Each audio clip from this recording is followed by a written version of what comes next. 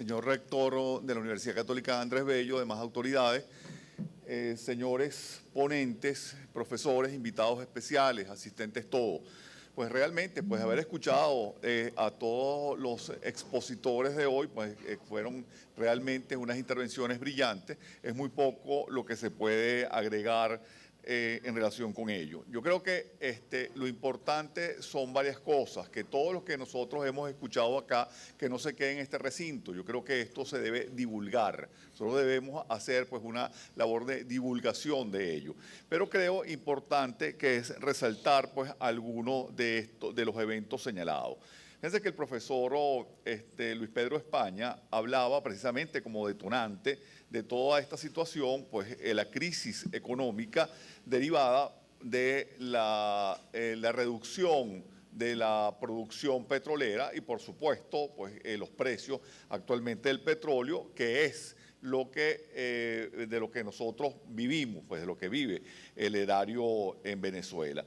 Ahora, es importante recordar pues, de la maltratada Cuarta República, que precisamente cuando el señor Chávez gana las elecciones, para esa oportunidad el 48% de las exportaciones, de los ingresos de Venezuela, se debían a rubros distintos al petróleo. Es decir, que nosotros teníamos la mitad de los ingresos que no procedían de renta petrolera.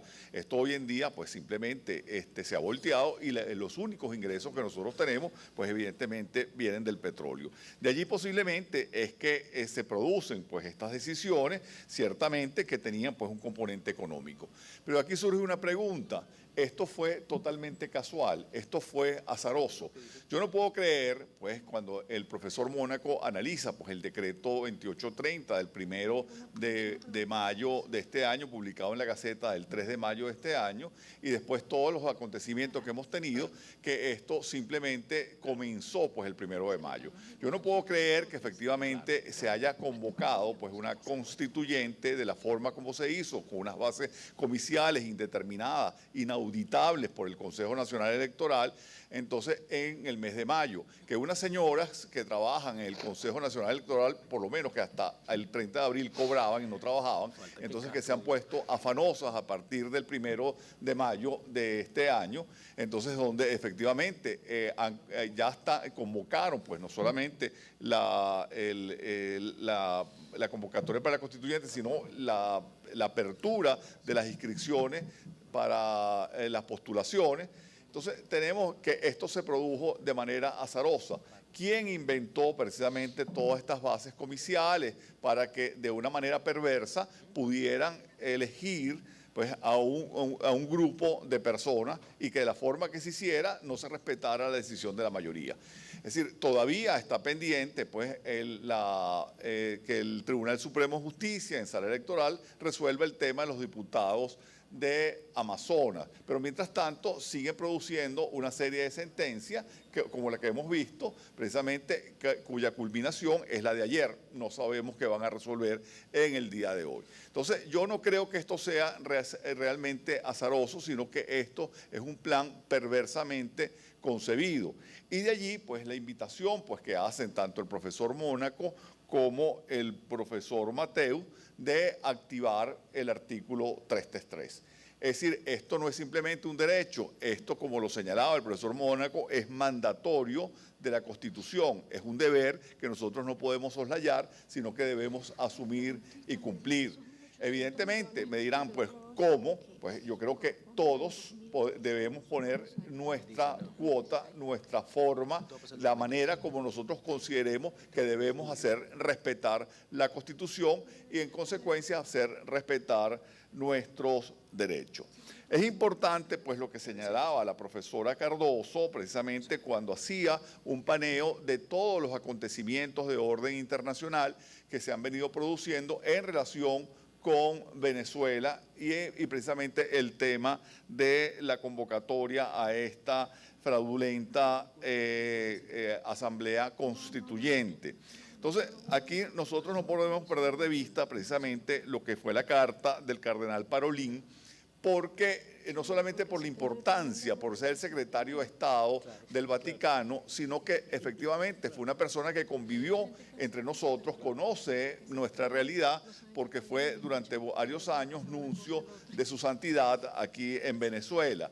Entonces, realmente, es decir, cuando señala la gravedad de la situación es cuando comienzan pues una serie de denuestos en contra del cardenal, es decir, donde lo maltrataron desde el punto de vista moral. Es decir, realmente que es parte de del proceder pues, del oficialismo acá en nuestro país.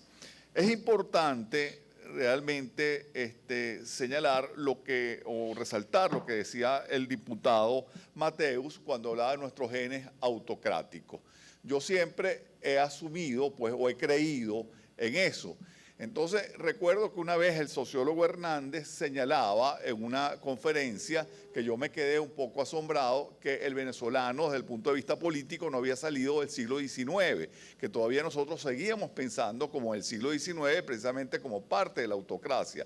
Y decía el siglo XIX precisamente porque nosotros todavía seguíamos pensando en la monarquía, que nosotros teníamos una estructura mental monárquica. Entonces a mí me pareció realmente que era como medio disparatado lo que estaba diciendo.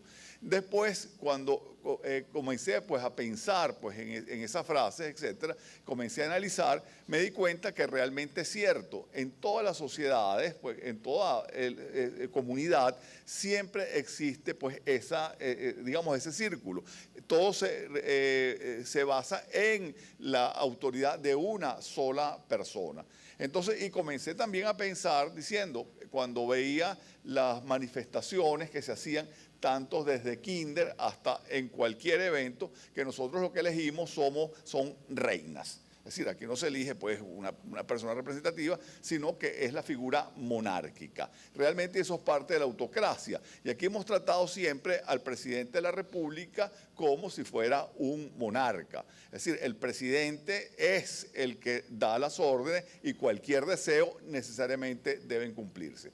Realmente es muy triste pues la frase expresada por la rectora Socorro en un programa de televisión el otro día, donde dijo pues que efectivamente el presidente era como un padre para el Estado.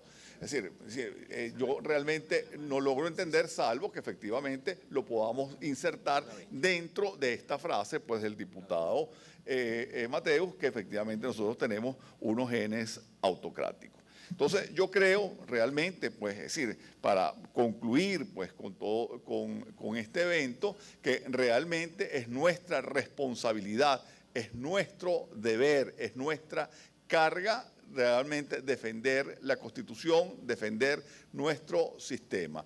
Efectivamente, la República está en riesgo. Hoy nosotros estamos convocando aquí en la Facultad de Derecho un consejo de facultad extraordinario precisamente para analizar la sentencia producida ayer por la Sala Constitucional, la sentencia 378, que particularmente a mí me da pena ajena.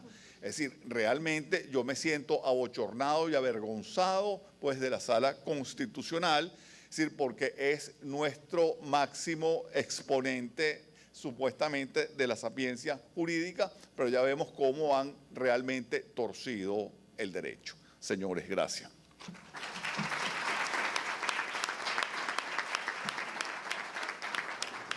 Con esta intervención damos por concluido este foro. Agradecemos a los panelistas, agradecemos a la audiencia. Estamos seguros de que todos nos vamos con un panorama mucho más claro de los peligros que representa para nuestro país y para nosotros como ciudadanos esta iniciativa de reforma constitucional. Ahora quiero aprovechar para invitarlos a una misa por la paz en Venezuela en honor a los caídos, a solo unos pasos de acá en la Plaza del Estudiante. Sean todos bienvenidos.